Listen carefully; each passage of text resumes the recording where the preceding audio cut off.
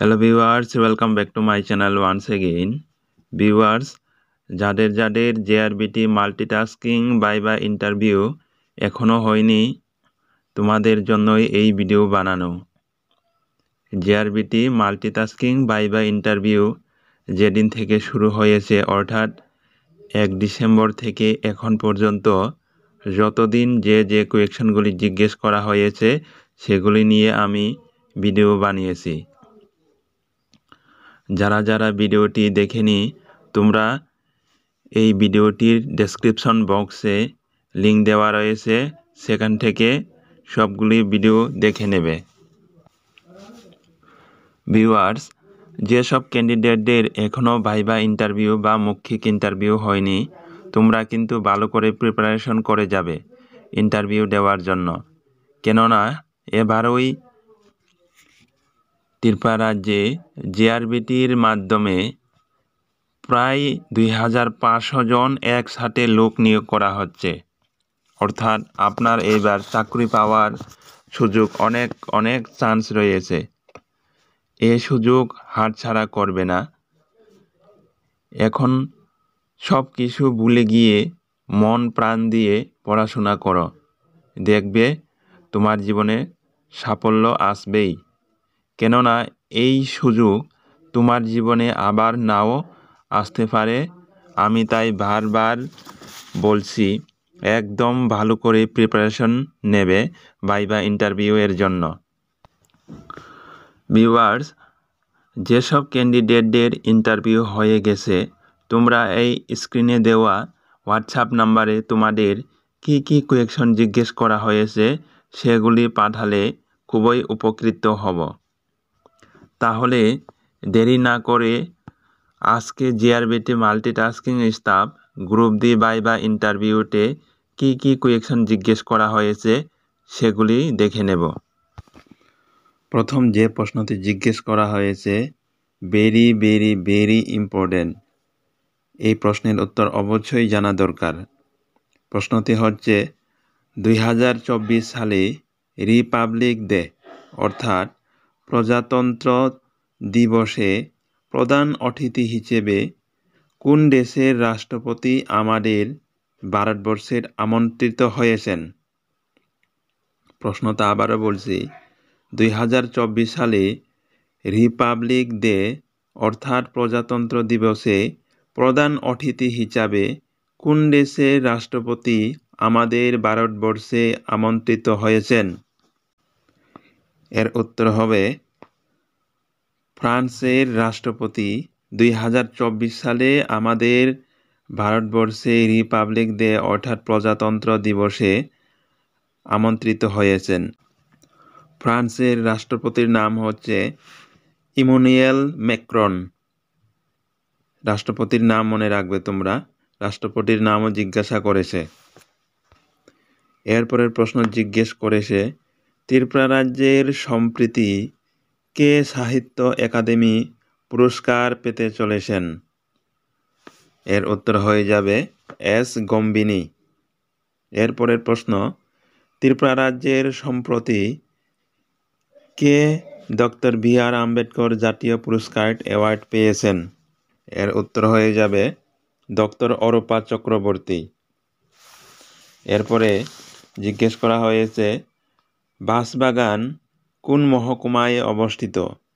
আমাদের সবারই জানা রয়েছে বাঁশবাগান মোহনপুর মহকুমায় অবস্থিত। এরপরে জিজ্ঞেস করা হয়েছে, বিশ্বের সব থেকে সুন্দর এয়ারপোর্ট কোন দেশে অবস্থিত এবং কোন রাজ্যে? সেই সঙ্গে এয়ারপোর্টের নাম জিজ্ঞেস করা হয়েছে। ভিউয়ার্স, বিশ্বের সবচেয়ে সুন্দর এয়ারপোর্টটি ভারতবর্ষে অবস্থিত বেঙ্গালোর রাজ্যে। এয়ারপোর্টটির নাম হচ্ছে কেম্পেগুড়া ইন্টারন্যাশনাল এয়ারপোর্ট। এয়ারপোর্টের নাম আবার বলছি, কেম্পেগুড়া ইন্টারন্যাশনাল এয়ারপোর্ট, মনে রাখবে। এরপরের প্রশ্ন জিজ্ঞেস করা হয়েছে, ভারতের কত টাকার নোটে মহাকাশযানের ছবি রয়েছে? ভারতের কত টাকার নোটে মহাকাশযানের ছবি রয়েছে? এর উত্তর হবে 2000 টাকার নোটে।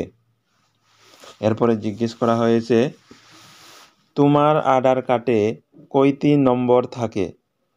তোমার আধার কার্ডে কয়টি নম্বর থাকে? এর উত্তর হবে 12টি।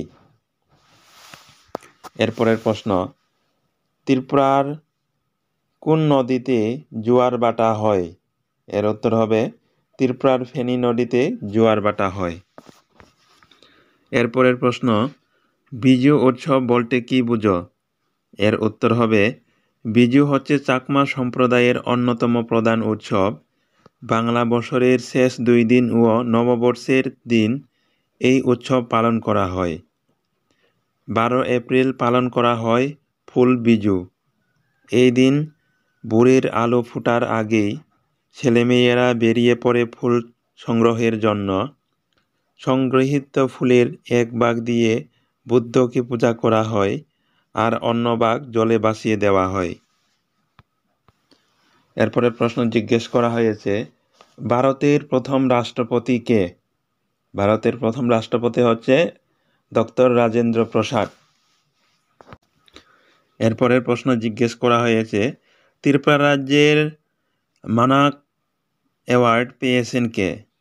ত্রিপুরা রাজ্যের মানাক অ্যাওয়ার্ড পেয়েছেন মধুরিমা দাস এবং শাকিল সাহা। এরপরের প্রশ্ন, ত্রিপুরা রাজ্যের G20 সায়েন্স সাবমিট ত্রিপুরা রাজ্যের G20 সায়েন্স সাবমিট কোথায় অনুষ্ঠিত হয়েছিল? এর উত্তর হবে হাপানিয়াতে। এরপরের প্রশ্ন জিজ্ঞেস করা হয়েছে ইংরেজিতে ভাওয়েল কয়টি ও কি কি? ইংরেজিতে ভাওয়েল হচ্ছে 5টি। ভাওয়েলগুলি হচ্ছে এ, ই, আই ও ইউ। এর সঙ্গে সেমি ভাওয়েল জেনে নেবে। সেমি ভাওয়েল 2টি রয়েছে। সেমি ভাওয়েল 2টি হচ্ছে ওয়াই এবং ডাব্লিউ। এরপরে জিজ্ঞেস করা হয়েছে প্যান কার্ডের পুরো নাম কি? PAN প্যান কার্ডের পুরো নাম কি? প্যান কার্ডের পুরো নাম হচ্ছে পার্মানেন্ট অ্যাকাউন্ট নাম্বার কার্ড। এরপরে জিজ্ঞেস করা হয়েছে উজয়ন্ত প্রসাদ কে নির্মাণ করেন? এর উত্তর হবে মহারাজা রাধাকিশোর মাণিক্য। এরপরের প্রশ্ন জিজ্ঞেস করা হয়েছে ত্রিপুরা পুলিশ ক্রাইম ব্রাঞ্চ কোথায় অবস্থিত? ত্রিপুরা পুলিশ ক্রাইম ব্রাঞ্চ কোথায় অবস্থিত? এর উত্তর হয়ে যাবে old secretariat complex, Agartala. Viewers, এরপরে জিআরবিটি থেকে একটি নতুন কোয়েকশন জিজ্ঞেস করা হয়েছে। কোয়েকশনটি হচ্ছে জিআরবিটি কেন গঠিত হয়েছে? এর উত্তরে তোমরা বলবে জিআরবিটি এর পুরো নাম হচ্ছে joint recruitment board of Tripura, অর্থাৎ জিআরবিটি হচ্ছে ত্রিপুরা রাজ্যের যৌথ নিয়োগকারী একটি বোর্ড। এই বোর্ড গঠনের মূল উদ্দেশ্য হচ্ছে চাকরি নিয়োগের ক্ষেত্রে বিভিন্ন প্রতিযোগিতামূলক পরীক্ষা এবং মৌখিক ইন্টারভিউর মাধ্যমে স্বচ্ছতা বজায় রেখে উপযুক্ত চাকরি প্রার্থীদের নিয়োগপত্র দেওয়ার জন্য এই জিআরবিটি বোর্ড গঠন করা হয়েছে। এরপরের প্রশ্ন জিজ্ঞেস করা হয়েছে বর্তমানে ত্রিপুরা রাজ্যে তপশিলি উপজাতি সম্প্রদায়ের কয়টি ট্রাইব রয়েছে? এর উত্তর হয়ে যাবে 20টি। বর্তমানে ত্রিপুরা রাজ্যে তপশিলি উপজাতিদের কয়টি ট্রাইব রয়েছে? 20টি হবে এর উত্তর। এরপরের প্রশ্নটি জিজ্ঞেস করা হয়েছে ত্রিপুরা রাবার বোর্ডের চেয়ারম্যান পদে কে রয়েছেন? এর উত্তর হবে ত্রিপুরা রাবার বোর্ডের চেয়ারম্যান হচ্ছেন ডক্টর সাওয়া দানানিয়া, মনে রাখবে। এরপরে জিজ্ঞেস করা হয়েছে ভারতবর্ষে আয়তনে সবচেয়ে ক্ষুদ্রতম রাজ্য কোনটি? খুবই সহজ প্রশ্ন, এর উত্তর হয়ে যাবে গোয়া। এরপর আরেকটি কোয়েকশন জিজ্ঞেস করা হয়েছে বিশ্বে বর্তমানে কোন দুটি দেশের মধ্যে ওয়ার বা যুদ্ধ চলছে? এর উত্তর হবে ইসরায়েল এবং হামাসের মধ্যে। ভিউয়ার্স, আজকে GRBT MTS group D viva ইন্টারভিউতে যে সর্বশেষ প্রশ্ন জিজ্ঞেস করা হয়েছে ত্রিপুরা রাজ্যের এমন একটি মহকুমার নাম বলো যার চারদিকে বাংলাদেশের কোনো সীমানা নেই। এর উত্তর হয়ে যাবে উদয়পুর।